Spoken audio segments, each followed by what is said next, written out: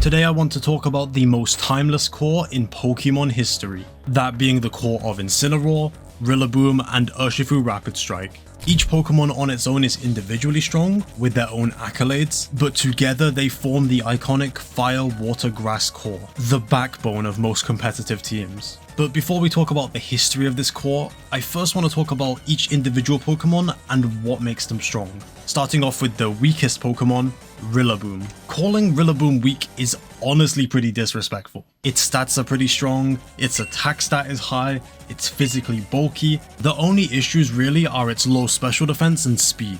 The most common held item is the Assault Vest, which helps bypass its low special defense, and the speed issue is dealt with by its ability and one particular move. Those being Grassy Surge to set up the grassy terrain, and Grassy Glide, a move that gains +1 priority in grassy terrain. Even though the base power isn't incredibly high, we need to remember the 30% damage boost we get inside of grassy terrain, and the fact that this wall of a Pokemon has a 125 base attack stat. You should be surviving a lot of moves with Rillaboom, while also dealing pretty respectable damage with Grassy Glide. Or you can just nuke them with Wood Hammer. Some people also like running U-turn on this mon, since it combos really well with another Pokemon in this core that we'll talk about later. Our second Pokemon, Urshifu, is not that Pokemon, but Urshifu does have one thing going for it. It's utterly broken. Its stats are good, but nothing insane to write home about for a legendary, but its ability and signature move are what make this Pokemon genuinely disgusting.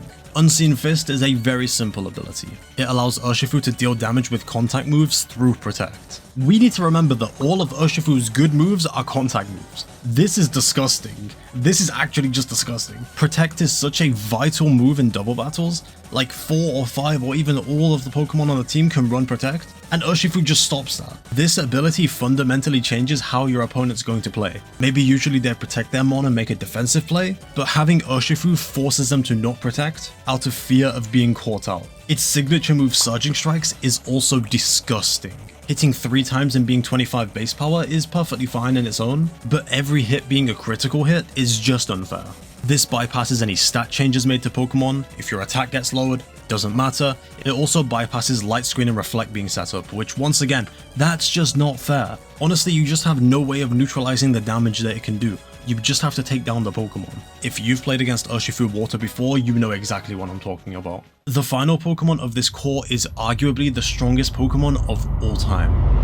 Incineroar. What can I say that hasn't been said before? It has one of the strongest abilities in the game being Intimidate, which combos perfectly with pivoting moves like Parting Shot and U-turn. It also carries Fake Out, which further encourages you to switch in and out your Pokemon if you didn't have enough incentives. This Pokemon also pairs perfectly with Rillaboom. Since they both have Fake Out and they both have pivoting moves, you can just go for Fake Out, U-turn, Fake Out, Parting Shot, Fake Out, U-turn, Fake Out, Parting Shot, and their stats are just getting lowered and lowered from Parting Shot and Intimidate from Incineroar. Incineroar, like Rillaboom, has a pretty good attack stat as well. It can put out some serious damage if you want it to.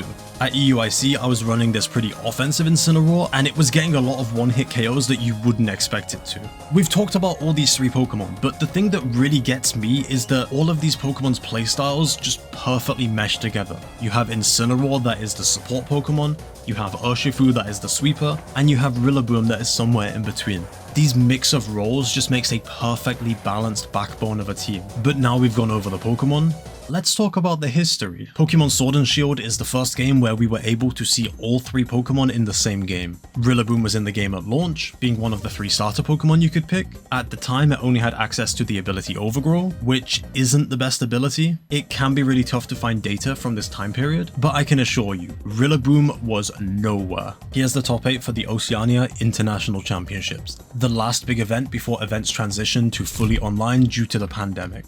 The first official event from this era would be the Players Cup Invitational on the 6th to 7th of June, but for our story, we need to go back a few days. From the 2nd of June, if you transferred 1 or more Pokemon between Sword and Shield and Pokemon Home, you could receive the Galar starters with their hidden abilities. This is pretty important to us because Grassy Surge is the main reason that we're using Rillaboom. Just having access to such a strong priority move is just insane. And in Sword and Shield, Grassy Glide was 70 base power. Add on the 30% boost in power we were talking about earlier, and this move hurts. It literally won the first tournament it was legal for, 5 days after being released. It was paired up with Togekiss, Bisharp, Cinderace, Primarina, and Dusclops. A genuinely wild team for someone who wasn't playing in this era. Fast forwarding to August 2020 and the Players Cup, the winning team contained all of our 3 buddies. In the Players Cup 2 in December, we once again see the same core of Incineroar, Rillaboom and urshifu taking home the trophy. This time it was paired with Galarian Moltres, Dragapult and Colossal. Between the second and the third Players Cup, restricted Pokemon became legal. Here we don't see our main core winning, we only see Incineroar on the winning team. Rillaboom's best placement was 4th, Urshifu's was 7th. We see the same trend in the 4th Players Cup, Incineroar wins, Rillaboom makes top 4, this time paired with Incineroar, and Urshifu is in the top 8 again. The reason I'm being so brief about the history in Sword and Shield is because Scarlet and Violet is where this core truly shined. If we fast forward to the 2022 World Championships, the first and only World Championship in this era, ignoring the fact that Incineroar was dominating, we can also see that Incineroar and Rillaboom made up 2 of the top 4 teams. This duo was able to survive because of the synergy we talked about earlier, but Urshifu was nowhere to be seen in the top 8. We also need to remember that Dynamax was not very good for Urshifu, it just wasn't a good time. Its true power would be properly shown in Scarlet and Violet. If you're enjoying this video, subscribing shows YouTube that you want to see more content like this. And yes, I am recording this video on a different day, I've changed my shot. I didn't really play during Sword and Shield, so I spent a long time researching and making this video. You can probably tell by my upload schedule. So as a smaller channel in the scene, your support goes a lot further than you might think it does. As I was saying, Pokemon Scarlet and Violet were the time where Urshifu could properly shine. It became legal in Regulation D, the format where a bunch of Pokemon from home became available. Rillaboom was also made legal in this format. And this was the format that we would use for the first World Championship of Scarlet and Violet. I'm just gonna show you the top 8. Are you seeing a pattern? Every single team had some kind of Urshifu on it. Data is a lot easier to find in this era of Pokemon, so I can give you the exact numbers. 6 Urshifu Rapid Strikes and 2 Single Strikes in the top 8, 17 Single Strike in Day 2, and 53 Rapid Strike.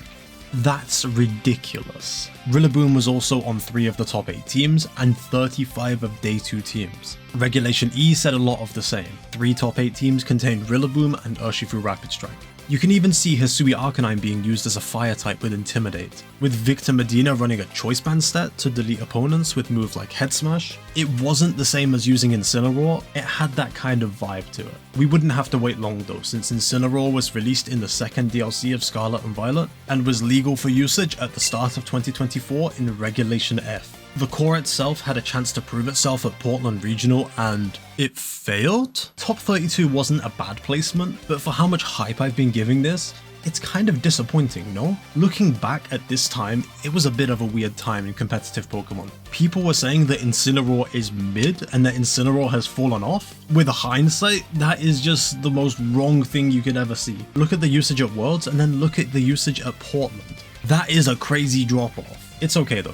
2 weeks later at the Charlotte Regionals, none other than Wolf Glick won with the core of Urshifu Rapid Strike, Incineroar and Rillaboom, and he was the only person to use this specific core in Day 2. Then just a week later, the same 3 won again at Liverpool Regionals. The thing is, Urshifu Single Strike was more popular than Rapid Strike at this time. It really was a weird time in Pokemon. At the European International Championships, it came second and top 4 on what I like to call Raging Bolt Balance Cringe. It all centers around Raging Bolt being an absolute bulky demon, and honestly a little bit unfair in this format. I don't want to think about it too much though. This Pokemon has genuinely just traumatized me in Regulation F 2.0. If we skip to Regulation G, our single restricted format and the North American International Championships, we can see our core on 3 top 8 teams, each paired with a different restricted Pokemon.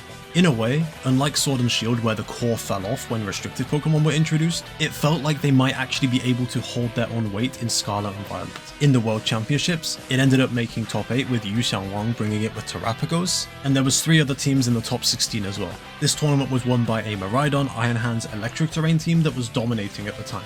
There just wasn't space for our main 3 when Ogerpon Fire and Whimsicott replaced Incineroar and Rillaboom on our core. Urshifu Rapid was always a mainstay, but that's because its playstyle suited this team more. The winning team was extremely offensive, similar in offense to those Charizard Big 6 teams that you're seeing right now. The team was just here to overwhelm you with huge pressure and win by turn 4. Incineroar and Rillaboom just didn't fit that playstyle. They favor more slow and methodical playstyles, built around reducing your opponent's stats with Intimidate and dealing damage over time. You can see this by how balancy the well-placing teams felt. Replace Terrapagos for Raging Bolt on Yu Xiang's team, and you've literally got a Raging Bolt balance team from Regulation F. The 2025 season saw Regulation H, where all legendaries and Paradox Pokemon were banned. Urshifu was gone, but Rillaboom and Incineroar were still legal, and the biggest event from this regulation was the Latin America Championships. There were 2 Incineroar and Rillaboom teams that got top 8, each using the same mons, and a similar team making top 16, replacing Electabuzz and Annihilate with Ursaluna Blood Moon and Sneasler. Incineroar did win this event on its own on a Sun team. Rillaboom was also used by both semi-finalists and by one other person in the top 8 who wasn't using Incineroar. It felt like both of these Pokemon were finding more success on their own, but they could still be used together. That was going to change with Regulation G at the start of 2025. Urshifu was back. Each player could use one restricted Pokemon, and the combo of Rillaboom, Incineroar and Urshifu was on 2 of the top 8 teams and 5 of the top 16. At the most important tournament of this regulation, EUIC, the core as a 3 placed well, but the best placement was top 8. This tournament was ultimately won by Wolf Glick with his iconic Perish Trap strategy in one of the most iconic sets of all time. Urshifu, Incineroar and Rillaboom were the top 3 most used non-restricted Pokemon in Day 2, followed closely by Amoonguss and Ogerpon Hearthflame. If we look at the top 8 teams from the tournament, we can see a huge amount of Iron Hands. A surprising amount when you remember it's the 12th most used Pokemon from this event. There was always competition for this core. Iron Hands almost always wants the Assault Vest, just like Rillaboom does. So if you're using one, you can't really use the other unless you want to switch up items. Incineroar and Rillaboom came second at Stockholm. They were also on 2 of the top 8 teams in Atlanta, and Incineroar plus Urshifu winning Monterey Regionals are just some examples from this regulation. We still haven't even reached the peak of these 3 Pokemon. We first need to talk about Regulation I, the double restricted format. We need to talk about Regulation H 2.0, and then we can talk about the format where it was just crazy, Regulation F 2.0. Regulation I was the highest power format in Pokemon Scarlet and Violet, and to be honest, it was probably the lowest point for these 3. The 2 tournaments I'm going to be looking at are NAIC and the World Championship. In NAIC we saw 2 teams bring the trio, both going 8-4, and at Worlds it was even worse. Only 1 team made Day 2 with it. It's not even because the Pokemon were bad. The Pokemon were still high in usage, with Incineroar being the top mon in the format and Urshifu and Rillaboom following behind it. The combo of Urshifu and Incineroar won NAIC. Incineroar and Rillaboom came second as well. For Worlds, Koraidon shocked the world, being on both of the finalist teams, but we can see Incineroar and Rillaboom on 3 of the top 8 teams. We're going to speedrun Regulation H 2.0 because Urshifu was removed from the game, and a lot of what I talked about earlier still stands. Incineroar plus Rillaboom was still an insane combo. Just look at the Milwaukee finals and you'll know. At LAIC it also did well, being on 3 of the top 8 teams. There's not much else I can really say. Let's go to the part where this team actually peaked. Let's talk about Regulation F 2.0. This was the time where balanced teams were the best in Scarlet and Violet. At the first regional of the regulation, Toronto, the team that came second here is what I like to call Polchua Grassy Glide Spam. It centers around 2 Pokemon specifically, Rillaboom and Ogerpon Fire. You'd lead them both, and your goal was to get a Swords Dance off with Ogerpon Fire and be able to launch insanely strong Grassy Glides from both Ogerpon and Rillaboom at the same time. The amount of pressure you could put on your opponent was just insane, and if you didn't want to do that, you also had Raging Bolt in the back with Calm Mind. I genuinely despised playing against this team on ladder. It was just such a bad matchup for me, and I could never find a way to win. Just 1 week later at the Birmingham Regionals, the core got its first win of the regulation on a Raging Bolt balance team. This team just specialized in having 6 of the top 12 Pokemon in the format, playing a slower and more methodical game focused on switching. This team was more centered around Raging Bolt and making it into a raid boss. These were the 2 main balance teams you'd see in this regulation, each having the core of Incineroar, Rillaboom, Urshifu, and Raging Bolt, topping it off with whatever 2 insane Pokemon you wanted. In Madeira, we saw the rise of another team that was there to directly counter Raging Bolt balance. Porygon 2 Ursaluna teams. These also carried Incineroar and Urshifu, but ended up dropping Rillaboom for Amoonguss. The winning team only had Incineroar though, bringing Ogerpon Water as their water and grass type, and Goldengo as a surprise pick. The most important thing for our core would be how they do at the European International Championships. And I mean, it did pretty well. Polchua was back at it again after coming second in Toronto and won the biggest tournament of all time with the best core of all time. There was 2 others in the top 8 and a total of 6 of this core in the top 16. Paul was the only one in the top 16 running the Ogerpon variant of the balance team. The rest were running that Chempao Landera stuff that won Birmingham Regionals. Out of the 210 players that made Day 2, 30 of them were running this trio of mods. That is genuinely disgusting. Even though our trio didn't win any other tournaments together, each Pokemon was still on winning tournament teams, either as a solo or duo. The sheer dominance of this team forced people to be creative. We saw a rise in Iron Crown Psyspam teams, for example. It's just really funny to me that people in Regulation F 1.0 were saying that ball balance is fraudulent, ball balance is not even good, because it never won an event. And then it came second in Toronto Regionals, and won on its second try in Birmingham Regionals. And then it won EUIC.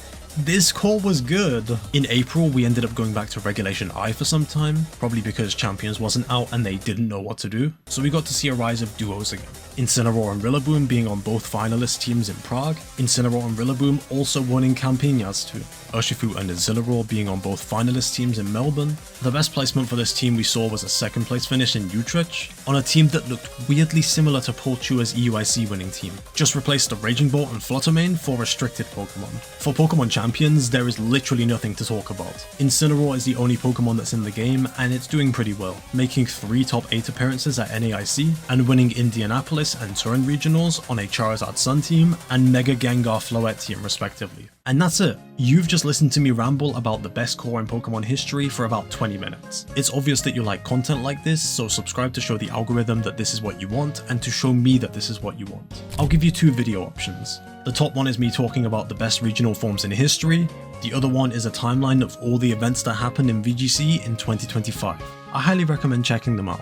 That's all I've got for you today. Thank you for watching, and I'll see you in the next one.